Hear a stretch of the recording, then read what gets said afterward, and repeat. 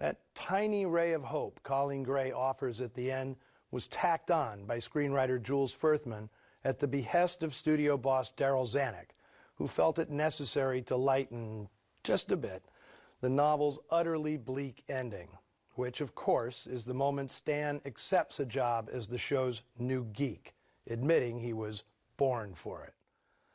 The novel left no room for Stan Carlisle's redemption, nor would there be redemption for the story's author, William Lindsay Gresham. At the time this film was made, he was in a turbulent marriage to poet Joy Davidman, and both of them would seek salvation through conversion to Christianity. Davidman eventually left her abusive alcoholic husband to pursue a relationship in England with her pen pal and spiritual mentor, the prolific writer and theologian C.S. Lewis, author of The Chronicles of Narnia. They married in 1956, and their touching and ultimately tragic love story was depicted in William Nicholson's 1989 play Shadowlands. The film adaptation, released in 1993, was directed by Richard Attenborough and starred Deborah Winger as Davidman and Anthony Hopkins as C.S. Lewis. It's doubtful there will ever be a movie biography of William Lindsay Gresham. His life was just too depressing. His unending quest for some sort of provable salvation, untainted by human chicanery, ended up turning him into an alcoholic.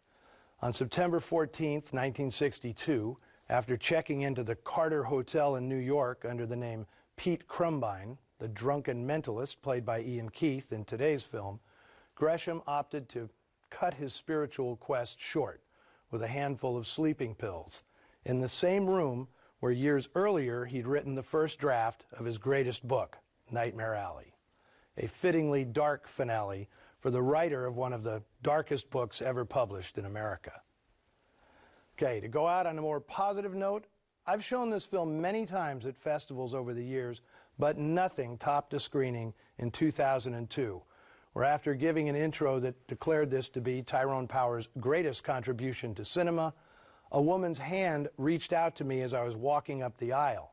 "Ty would have loved that," she said. "This was his baby."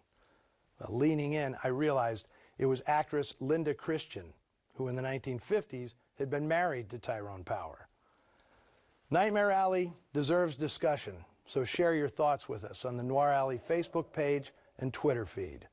Next week, we're celebrating Mother's Day with a movie featuring a memorable mother-son relationship, Ma and Cody Jarrett, played by Margaret Wycherley and Jimmy Cagney in White Heat, one of the best crime pictures ever made. Until then, don't be a sucker. Remember, every boy had a dog.